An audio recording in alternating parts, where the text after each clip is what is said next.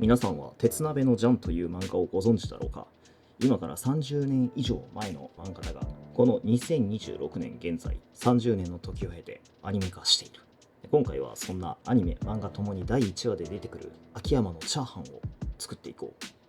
原作では干し貝柱を使っているけど、近所のスーパーマーケットもそんなのなかったんで、このしじみで代用していきます。まあ一緒でしょ。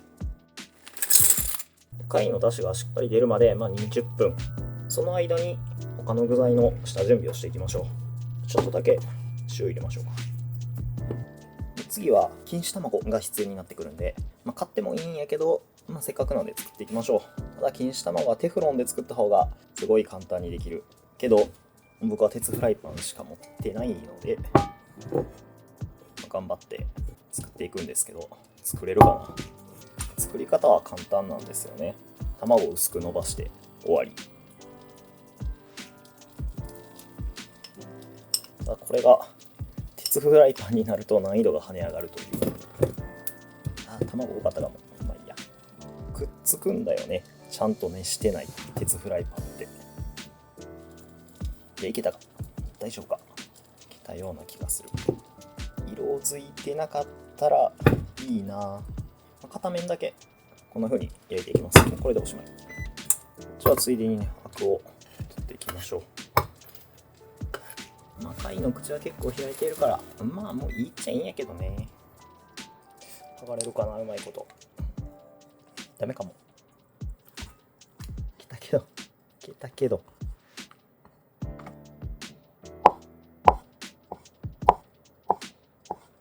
お次は豆腐をさいの目切りに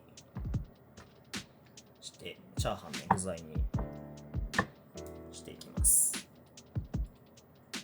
もう半分はさらに小さく切って油で揚げていきます。で、半分は茹でて、半分のちっちゃく切ったやつはクルトンにして揚げていく。取り出すときに手間取らないようにちょっと片側に貝を寄せておこう。これで、よ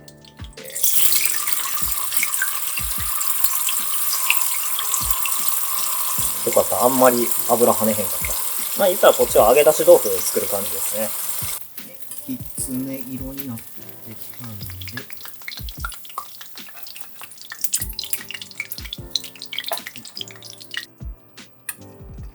しじみの汁で茹でた豆腐を焼いていく。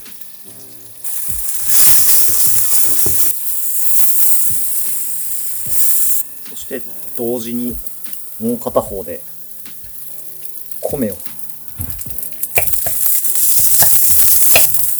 軽く塩を入れて、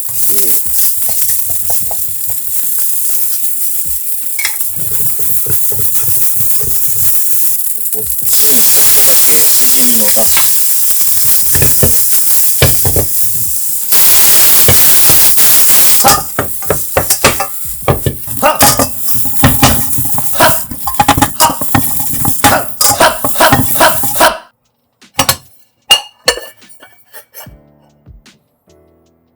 この周りに錦糸卵、さらに紅生姜。紅生姜もね作ろうと思ったけど、さすがにちょっとめんどくさいなと思ってこれは市販品にしてます。最後に胡椒。完成。鉄鍋のジャン第1話、豆腐の海鮮風チャーハン。では、いただきます。こっちはね、ちゃんと原作通り、豆腐のクルトンと貝柱じゃないけど、しじみのスープ。しじみ汁。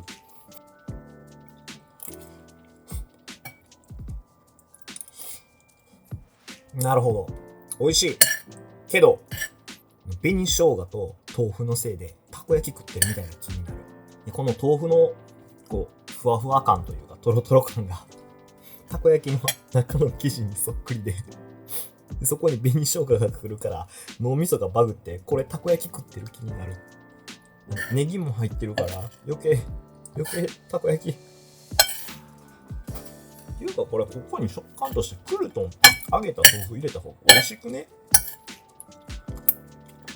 あれダメだ。揚げた豆腐入れたせいで余計香ばしさが増して、たこ焼き食ってる気になる。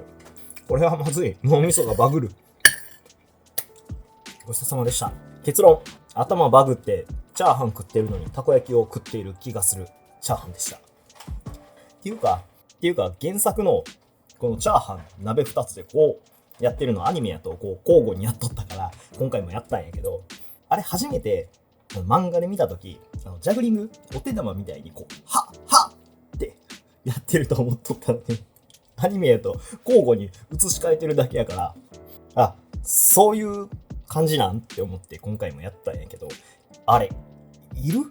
普通にここで混ぜてるだけでじゃあダメなんすかと、まあこんな風に今回は鉄鍋のジャンのチャーハンを再現しました。美味しかったけど頭バグります。結構ね、鉄鍋のジャンは30年前の漫画なんですけど、かなりレシピとかしっかりしてて、もちろん僕パクったりしてたんですけど、いろいろアレンジとかもしてパクったりしてます。実はアニメのところじゃ出てこないけど、セカンドシーズンのやつ、鉄鍋のジャン R とかのレシピの料理は美味しいですよ。無印のやつに出てくるやつ、あとプリンの回とかね、あれ作りましたよ。今でもあのやり方で、僕プリン作ったりもしてるんで、アニメどこまでいくかは分かんないですけど、かなり鉄鍋のジャンは勉強にもなりますし面白いんで、ぜひアニメも漫画も見てください。今回の動画いかがだったでしょうか。こんな風にこのチャンネルはプロのちょっとしたコツを分かりやすく解説しています。動画が参考になった方はチャンネル登録、いいね、周りの人に勧めてくれると嬉しいです。それじゃまた次の動画でお会いしましょう。バイバイ。